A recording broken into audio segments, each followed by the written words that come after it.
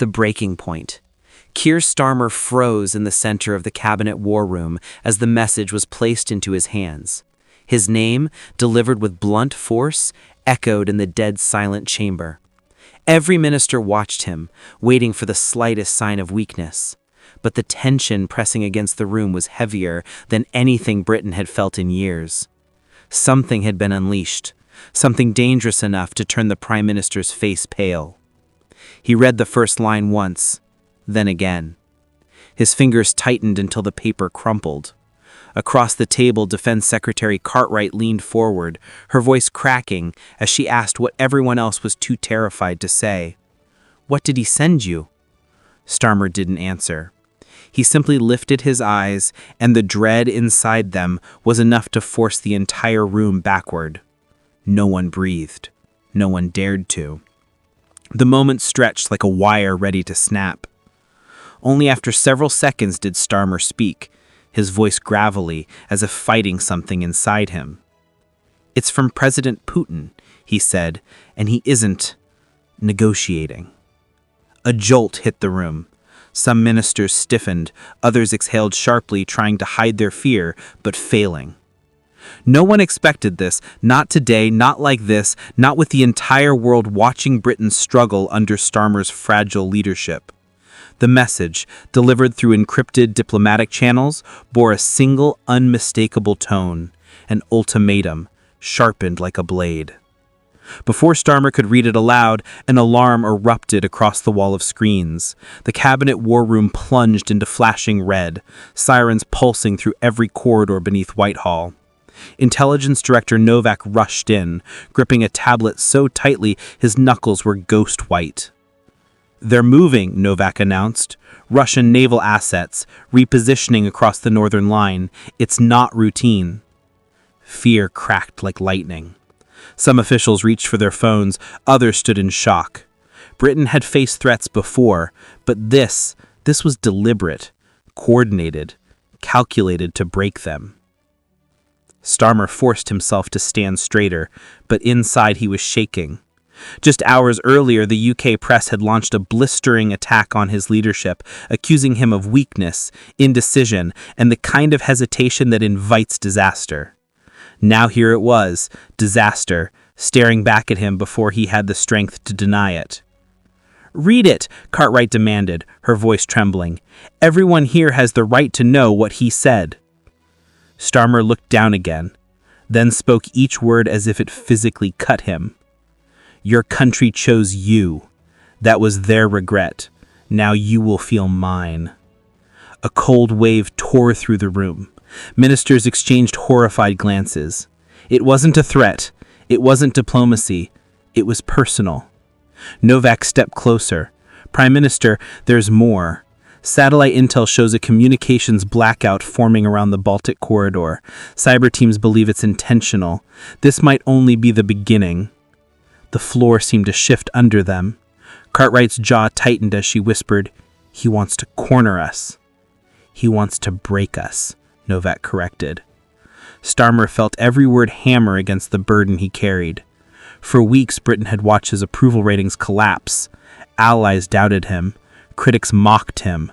Newspapers questioned whether he had the spine to lead a nation through escalating global hostility. And now, at the worst possible moment, the threat they all feared had materialized, and it carried his name. A young officer rushed into the chamber, breathless. "Sir, Prime Minister, the Kremlin just released a public statement. It's spreading across global feeds. They're calling today a reckoning." The word hit the room like a bomb. Screens lit up with the broadcast. A stern-faced Russian official addressed the world in clipped, icy tones. Though he did not mention Starmer directly, every line struck like a coded blow meant for him alone. "Certain leaders," he said, "have forgotten the consequences of provoking a nation that will not bow. They will be reminded." Starmer's pulse hammered. He knew the cameras would turn toward Britain next. Every nation will be watching him. Every critic would be waiting for him to fail. "Sir," Novak said slowly, "this is only the first warning. Our analysts think another message is coming." "Another?" Starmer swallowed hard, but before he could respond, the lights flickered again. Power wavered, screens glitched, and then the room went black. Every monitor, every console, every emergency backup.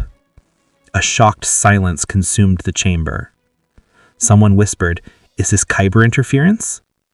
No one answered. Because in the darkness, an encrypted audio feed clicked online automatically. Something external, something they didn't activate. And a voice, unmistakably foreign, spoke 3 chilling words. "This is nothing yet." The ministers gasped. Starmer stepped backward as the voice echoed through the dead room. And somewhere deep inside him, a realization took hold. This was no warning. This was the opening strike. For several seconds after the voice faded, no one moved. The darkness felt alive, pressing against their skin, tightening around their throats. Starmer tried to steady his breathing, but each inhale felt shallow, forced, as if the air in the chamber had thickened. Then backup generators rumbled awake beneath Whitehall. A low vibration rolled through the floor, and one by one, the screens flickered back to life. But instead of British intelligence dashboards, the monitors displayed a single image. An emblem burned in red. Russia's two-headed eagle. Starmer felt a cold pulse in his chest. "How did they breach our internal feeds?" he demanded. Novak's fingers scrambled across his tablet. "This isn't possible. Our network is triple isolated underground.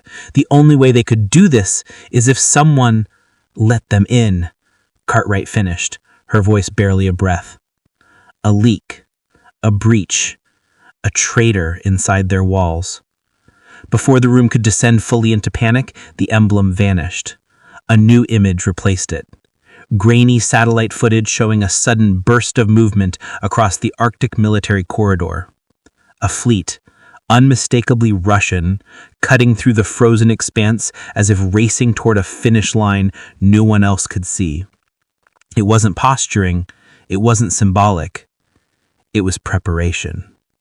"Prime Minister," Novak said shakily, "this formation, it mirrors a strategy that used before the Crimean escalation, but this one is tighter, faster, more aggressive."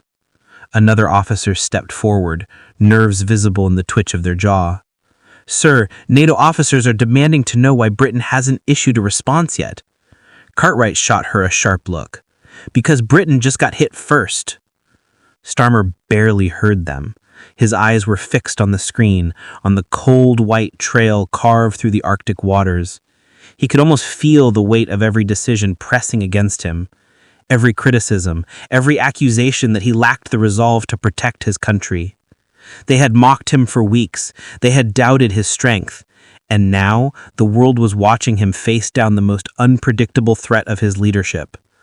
A threat that had already spoken directly to him. There was no time to think, no room to retreat.